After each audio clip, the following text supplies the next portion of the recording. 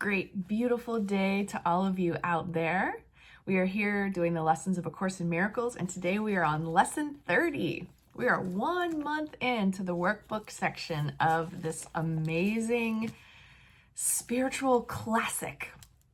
I hope you're enjoying this. If this is your first time, you are one lucky person for discovering this. And if you've done this a few times before, hopefully you're seeing it and experiencing it in a different way, and you're having fun with it too.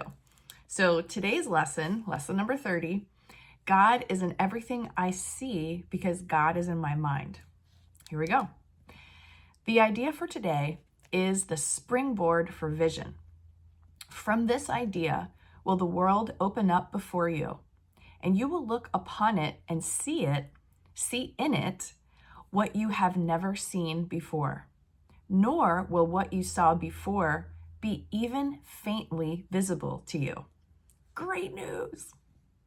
Today we are trying to use a new kind of projection. We are not attempting to get rid of what we do not like by seeing it outside. Instead, we are trying to see in the world what is in our minds, and we want to recognize it's there. Thus, we are trying to join with what we see, rather than keeping it apart from us. This is the fundamental difference between vision and the way you see.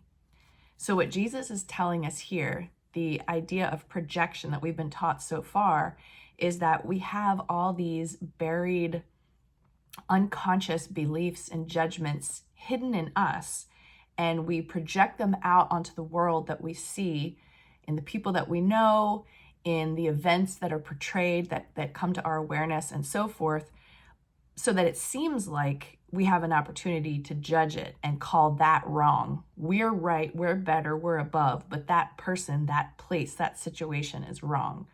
That's the normal kind of projection.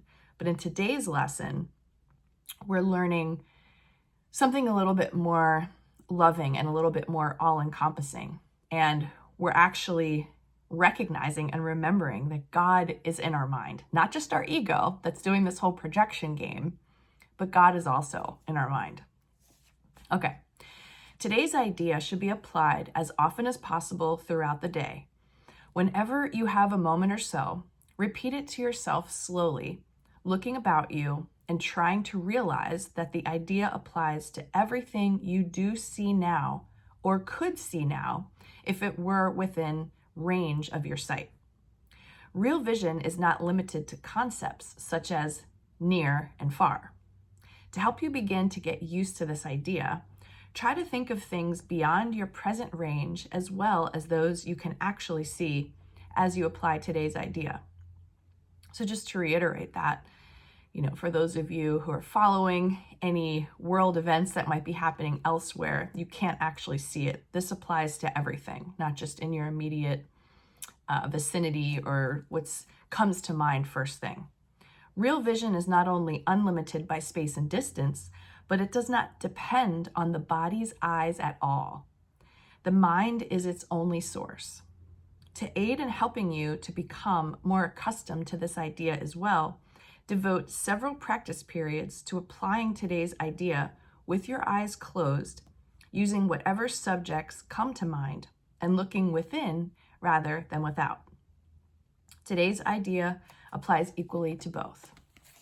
So God is in everything I see because God is in my mind. I reached over to my Ken Wapnick study material for these lessons,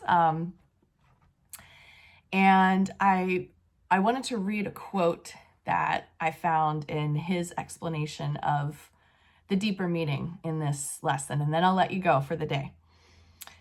This is a theme that is repeated many times throughout A Course in Miracles. When our minds are awakened and we see with Jesus's love, everything we saw before will disappear. Our judgments against others and against ourselves, our strange ways of understanding events, all will disappear. So that's where we're headed. We're headed to somewhere very different and unfamiliar, but amazing, like ecstatically, wonderfully, incredibly amazing. So let's not be too attached to the world we see and the idea that we kind of understand things. Because I think as we move forward with these lessons and deepen our practice, we're going to uncover a lot of truth that is going to show us where we were mistaken and where we simply have forgotten.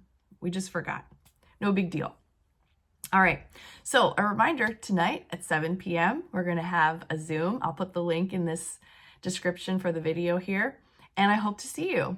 Whatever you're doing today, if you can fit this in, it would be great. I think doing this once a month is good, but we'll see how it goes. I would love to hear your feedback and your recommendations and thoughts as we move forward and create a community here. It would be wonderful to have more interaction with everyone, just talking about the material. And I am sincerely interested in how it's helping you. And maybe if you need help with actually going from reading the information that's in the book to implementing these concepts in your life, I think I can help with that. And I'm sure other people who join will be able to assist as well. So best of luck to you today with lesson 30. And if I don't see you tonight at 7 p.m. on our Zoom, then I'll see you back here again tomorrow.